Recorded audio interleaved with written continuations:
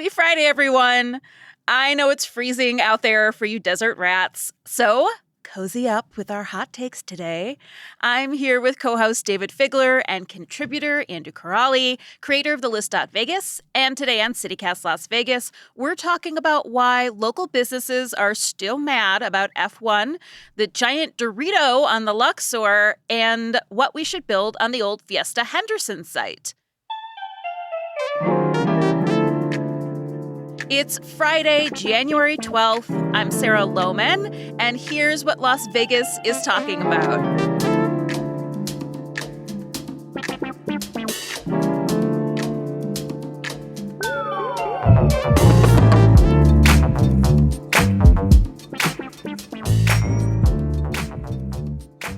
Hi, everybody. Hey. All right. So we've got some things to cover today, including the fact that it snowed. I got snow in Henderson. What about y'all downtown? No, it's not just yet. cold Not and yet. miserable. Just cold and windy. Miserable. The dog took one look and said, nope. Yes. Came right back in. Yes. My cat and I do go on walks every morning, and it was a very short one today. All right, well, let's talk about some citywide issues today. So it seems that F1 wasn't all that it promised, and some local businesses are still pretty mad at it. Andrew, do you have the deets on that? I do.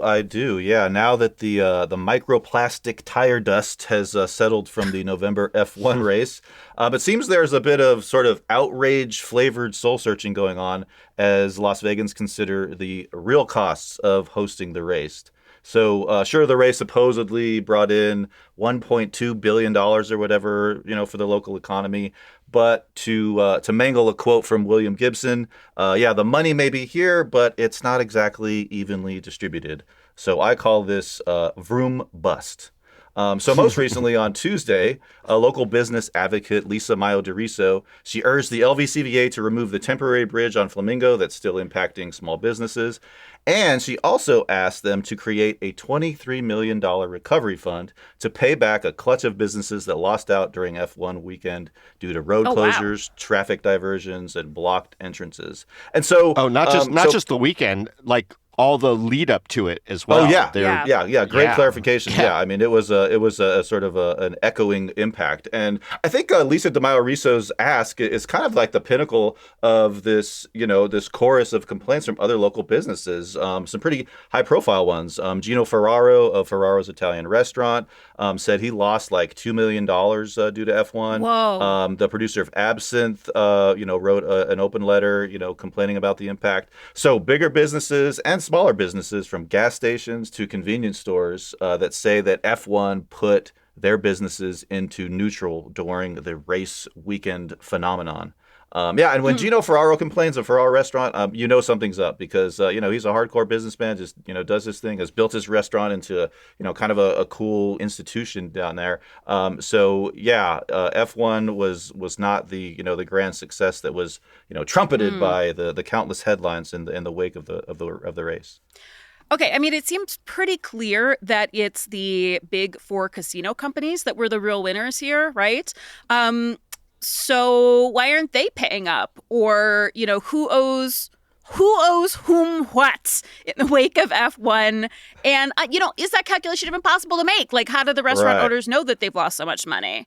Well, interesting side note, I know that the county right now, who is still on the receiving end of even more of an ask from F1, they still need like $40 million or something like that, is doing its own assessment, like hardcore audit of how much it costs the county to allow F1 to happen during that ramp up period and the weekend itself.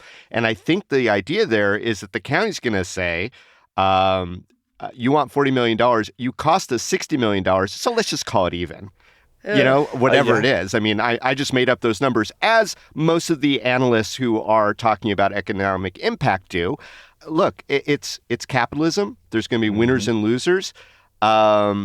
It's interesting that people are, saying, well, we want our share too. What about us? What about us? Yep. But I think that a lot of people would have that position, not just this small group of business people represented by the ever intriguing Lisa DeMaio Riso, who's the real winner here because the RJ has now called her a Southern Nevada business development executive. Just Google her. She's a hoot. The causes that she jumps in for are just wild, and she is very voracious in that. Eclectic, shall we say? Eclectic, yeah. But at any rate, I would imagine every commuter would be like, I'll jump in on a class action suit. I was delayed. I lost my job because of F1. You know what I mean? It's like there was a lot of impact that isn't going to be discussed. It's nice that these specific owners have kind of bonded together, but I think a lot of people in the city could do the same. Andrew, what do you think? Is this calculation even possible to make? Actually, I kind of think it is. I mean, it's not as complicated a moral calculus as maybe people think. And I think what we're seeing here is corporate socialism. We got a front row seat to corporate socialism in real time. And that's when you have big companies that privatize the profits, but socialize the costs of doing their business. And so between the F1 asking the county for, to kick in $40 million to help pay for the race repaving, and then Lisa DeMaio Riso asking the LVCVA to kick in money for economic recovery to fund small businesses. That's how kind of mega corporate modern capitalism works. But it's not the crazy idea is the most reasonable one.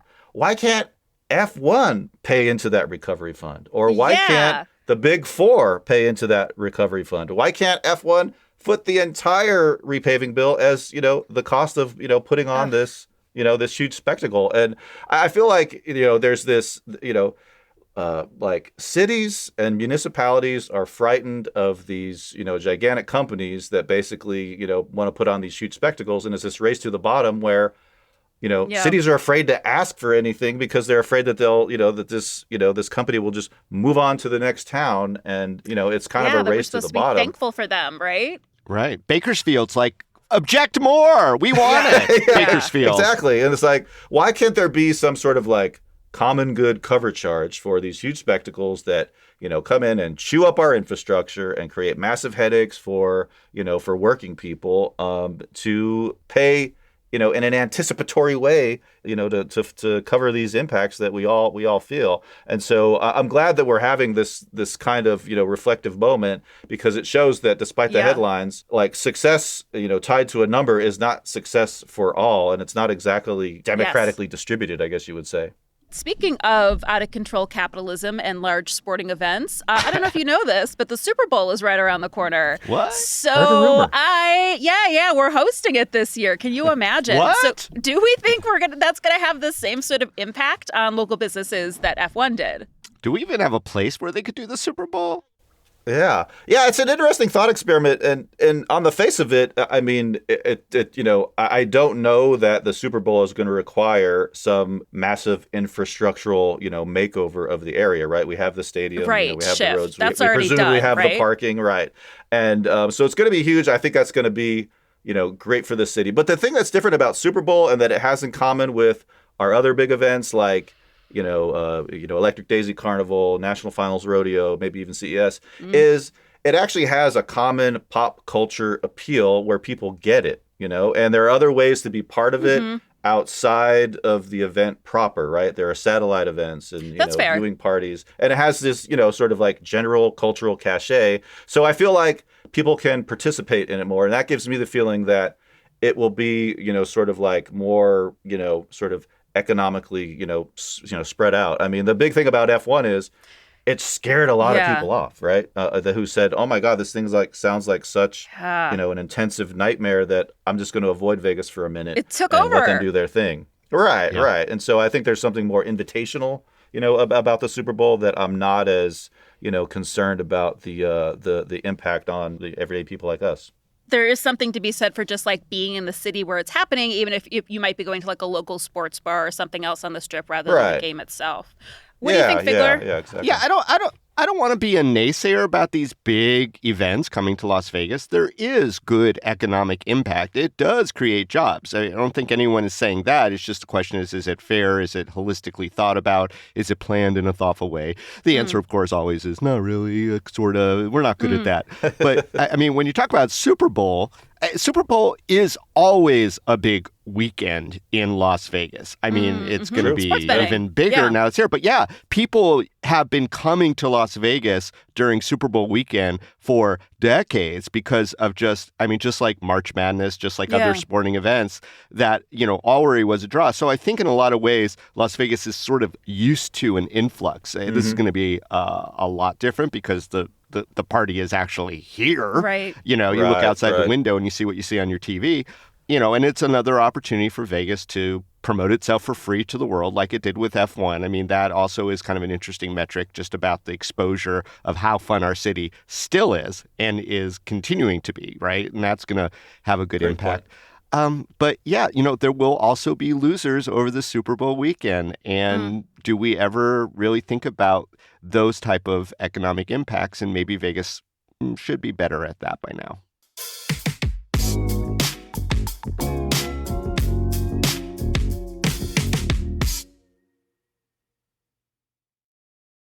All right. Well, speaking of commercialization of the Strip, I noticed last night that the side of the Luxor was now just an advertisement for Michelob Light. But that's not the craziest advertisement that's been up there recently. So, David, can you tell us more? Yeah, it was a giant Dorito chip. Very lifelike, too, to the extent that, if Godzilla was around, he would have taken a bite. I'm pretty sure.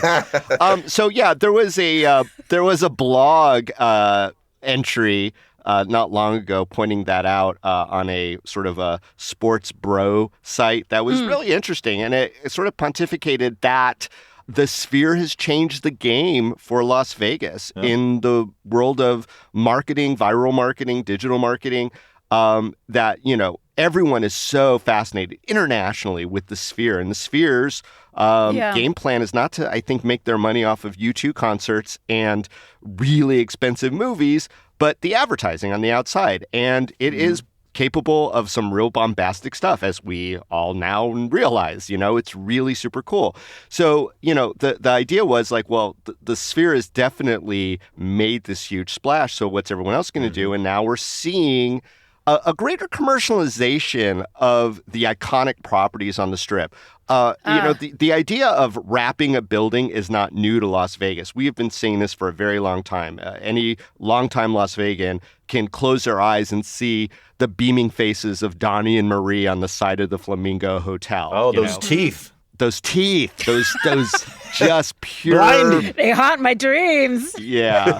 And, when there's sporting events or other, Cirque du Soleil has been doing that on the buildings for a while. But now it's getting like way more commercial. And some people are wondering about, is this a good trend? The Delano has a giant Pepsi display on it right now as well.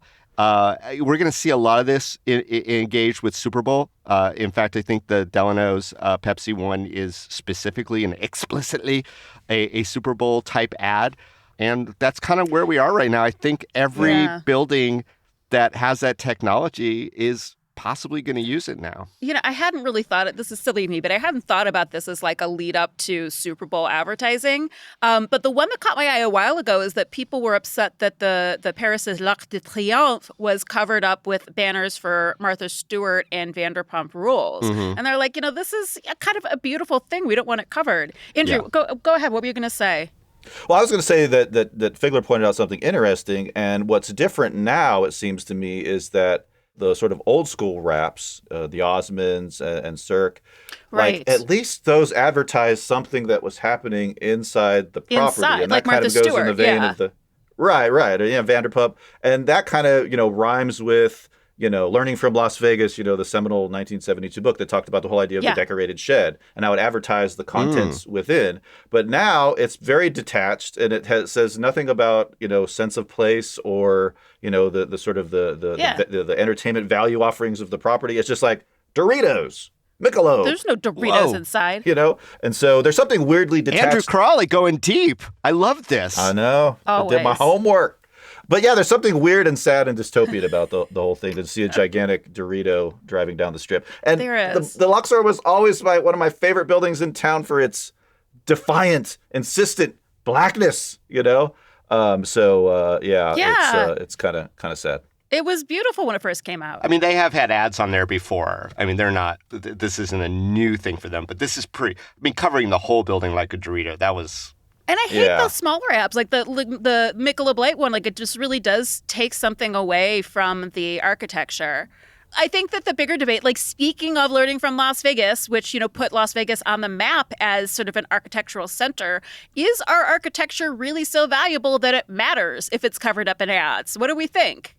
Oh, that's a really interesting question. How valuable is the 2024 style of, architecture on Las Vegas Boulevard? I don't know. This is just, to me, as much as I prefer the old school buildings of the 50s, 60s, 70s before we turned into mega resort place. Yeah. There's still something special and unique about all of those buildings, or let me just say most of those buildings.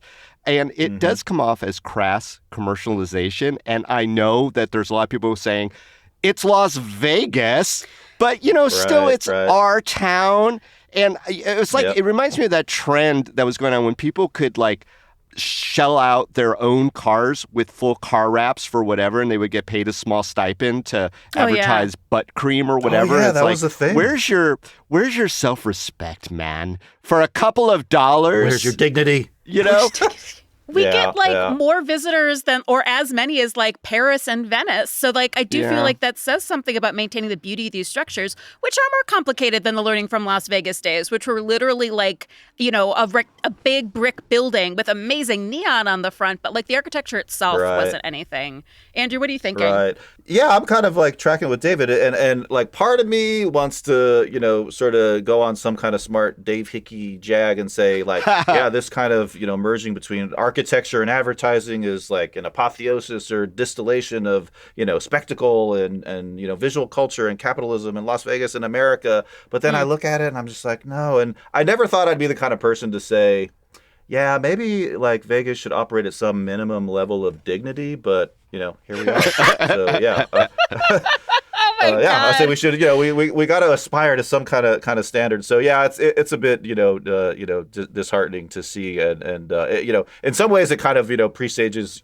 some kind of dystopian cyberpunk environment to me, where and one feature of that ethos is advertising that you cannot escape, right? And that's the interesting thing about big advertising, that that it takes over the public space in a way where it feels invasive, and gross, right? Okay, so question, is there a building in your hearts and minds that if it got totally wrapped, was it Cristo the Wrap building style? Yeah. In advertising, you would be really upset about that. Andrew, go. I would say Hoover Dam, might be off limits to me, though. Though the sight of a giant Dorito, holding in all that water is actually kind of an interesting spectacle. Yes. Now that I think about it, it could be like a sponge. Yeah, maybe like Mr. Clean, the melamine sponges or whatever. Smith Center, cool building. Some of those cool ones I think should be. But the Luxor itself. Yeah. I just want to ask, just go back to black, right? And Christopher Hawthorne, the architecture critic, wrote, I had him write an article for Desert Companion back in the day about his favorite building in Vegas. And he chose the Luxor. And that's kind of what made me fall in love with the Luxor, because he so cogently argued for its strange purity. And maybe that's something a thread that we could hold on to. David, what do you think? What building or monument would break your heart to be a Dorito? What's in my mind are the steady complaints that come whenever they put sports jerseys on the statues over at Caesar's Palace or on the Statue of Liberty replica over at New York. But I think that the Strip is not off bounds because of what it is. What Strip City presents itself as is this sort of, heart of American dark commercial exploitation. And so Fair. All bets off. Literally, you could pretty much do anything on the Strip except one building on the Strip. I would be disheartened to see a wrap for some product on the Guardian Angel Cathedral that is right there behind the Encore and the Wynn. I think that would be bad. Low. Although I will say this. If you've ever had the pleasure of going to that structure, which is just phenomenal, historic, important institution in Las Vegas, Yeah. in the stained glass itself, there are images of the casinos of the day, which I think That's is just so fantastic cool. for Oh, a wow. Catholic church. Yeah. Yeah. But that's as far as I'll go with that. If it was wrapped, would it be sacrilegious or sacrilegious? No. No. Okay. Thought I'd Sorry. try that one. I'm done. Oh, I'm my out on that. God. I love you, Andrew Crawley, but you just crossed the You're line. logging off? Logging off. Well, our producer loved it, so it is absolutely staying in.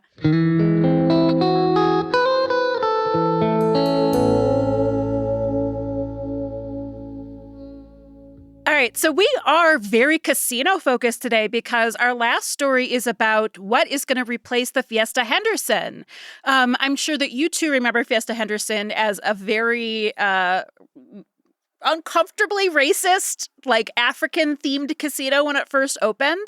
And then it sort of went to this like Fiesta, Carnival theme. It closed in March of 2020 during the pandemic and did not reopen. I have to say, though, it tore my heart apart to see that sign come down because when I moved to Vegas, I arrived at night and it was like the first thing I saw as I was coming into my new neighborhood. And I do think it was an incredible piece of art. And the Neon tried to get it, they told me, and there was just like no contact. They just wanted to sell it for parts. So like I do really miss that as a piece of art in this neighborhood, genuinely.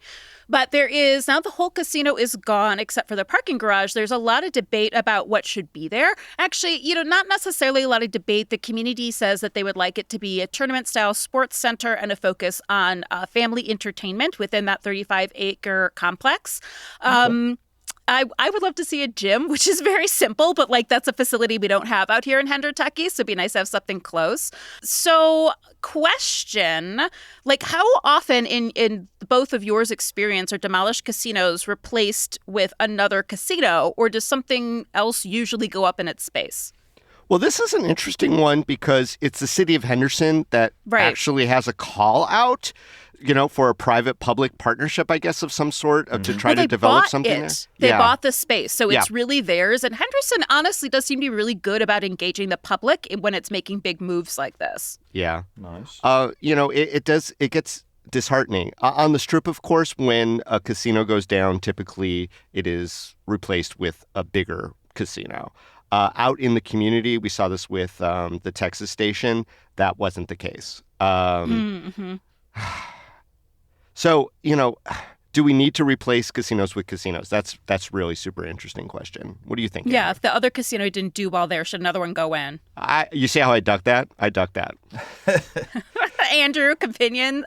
Well, what question I had, and this may reflect how out of touch I am with Henderson, but is Henderson ready for, a legitimate performing arts center? And, could it live there? Oh, that's I know interesting. That's sort of a serious, unserious answer, but, people are talking about a sports, watching kind of place. But Henderson does a lot of cultural programming, because we hit a lot of it on the website. And I'm like, what if there was a centralized source for that worked in tandem with, Water Street Plaza and amphitheater, things like that. Yeah. So that's one of my, my serious proposals. I hope that is part of the idea of a family-focused entertainment area. I feel like if we got something major, though, we'd be getting a lot of shit from the rest of Henderson over here at the end where the highways conclude, which, of course, is unfair in a way. But it would be, people would see it as not being centralized, perhaps. Right. But I think it would be really great for the community, the big population here.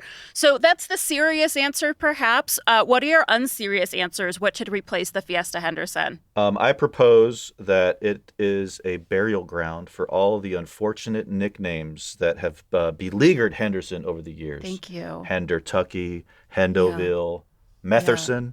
I made that one up, but it sounded Hendonia, maybe. That's one of my proposals. And then, how about you, David? I think that there should be a structure built with discarded stations players cards, all the little plastic cards that just wind up in the landfill. There are probably millions of them, and I would love to see them constructed in a way that is sort of a paean to all the wagers made and lost in stations, casinos by locals over the years. But it would have to be made of the players' cards themselves. Yeah. Okay, so let's get more insane. More insane. What? I have a building built of players' cards. Come on. Here's one on the sort of burial theme. I have aren't enough bad things buried in Henderson already? That's a contaminated soil joke. Okay, Yeah. Sorry. Yeah. All right. You asked for dark. Well, on that side, if we're going to go with the Henderson theme, I think there should be a virtual PepCon experience where people can walk in to the building and experience the horror and terror of the rocket fuel building that blew up some 20 plus years ago, 30. Do you remember where you were, David? I was in college watching it on TV. I felt the blast. I was in the third floor of the main hall at Las Vegas High School, now Las Vegas Academy, in Mr. Carlin's calculus class, and the windows shuddered. Yeah. And I'll never forget it. And there was a lot of accounts. And it took with it a marshmallow factory. The Kid Marshmallow Factory the Kid went Marshmallow down. Factory, the real tragedy of the day. Yeah, well, and thankfully Ethel M. Chocolate Factory, which is just down the way, wasn't impacted. Otherwise, there'd be s'mores for decades in the air. I love it. I'm still stuck on celebrating all the disasters in Henderson over the years. have a Three Kids Mine exhibit there too. Oh my God, Henderson, you're very good at burying your past, and I think it needs to be maybe a little more exposed on this public space. We're an industrial community. Hey, so random question: is there actually a museum that commemorates, explores, notes Henderson's role in World War II and all the industrial, heavy lifting that it did? Because most people don't even understand why the streets in this neighborhood are called things like Magnesium, right? And Victory. Right. Yeah. Right. Yeah. I mean, maybe that, right. Henderson Museum, that's not unserious. That is serious, everybody. We deserve it. And there's interesting shit. I shouldn't swear quite so much. You can. All right, gentlemen, thank you. Thank you for coming out on this cold day, and I'm sure I'll see you again soon. Awesome. Thanks again. Always fun being here. Always. I love Fridays. Fridays, baby. Fridays.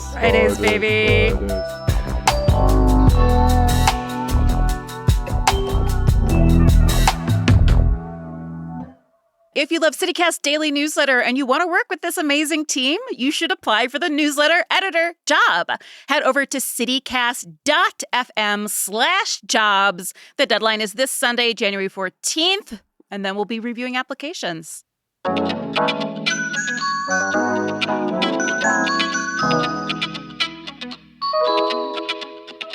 That's all for today here in CityCast Las Vegas. Our executive producer is Sonia Cho Swanson. Our producer is Layla Mohammed. Our newsletter editor is Scott Dickensheets, but not for long. Applications open until January 14th. And your hosts are David Figler and me, Sarah Lohman. Music is by OG Moose, Epidemic Sound, and all the kimonos. We record this show on the traditional homelands of the Nuwuvi, the Southern Paiute people. If you enjoyed the show, why not tell a friend? Rate the show, leave us a review, subscribe to our morning newsletter. You won't regret a single choice there. We'll be back Tuesday with more news from around the city. Take care.